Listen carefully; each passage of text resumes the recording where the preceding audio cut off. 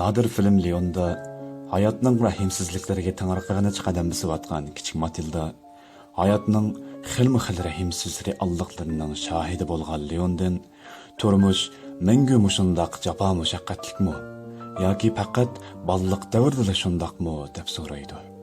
Leon har doim shundaq deb javob beradi.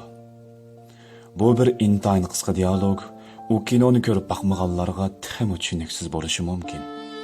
Lekin bu bir reallik. Umidvorlik ba'zida go'yo tixbayli yig'lab qizirib ketganligi aniq tursa-mu, zo'rg'a kulimsirash bilan paddozlangan ko'zga o'xshaydi.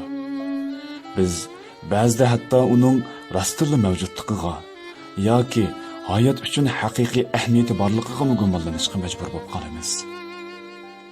Bir chog'da kimdir biri menga hayotni eng qimmatlik bir qitim ishlatadigan bo'yimga o'xshatsak bo'lamdi nima degan edi. Men hozirgacha uning o'xshatishni tasdiqlash yoki inkor qilish tuyg'usida bo'lib baqqanligimni bilmayman.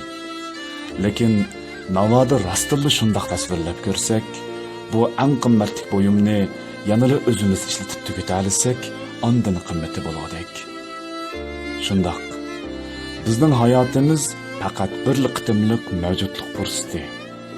Uning o'rnini hech kim hech narsa bilan to'ldirib bo'lolmaydi.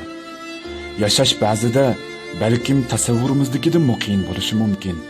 Lekin bizda hech bo'lmasa oldimizdagi xiralikdan o'tib chiqishgudek toqat, oyoqlarimizda bir qadamda minishga bo'lsa-mu yetgudak quvvat bo'lishi kerak.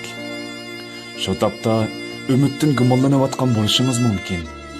Lekin yashash faqat oldiga minishqila bo'ladigan bir jarayon. G'ayrat qiling.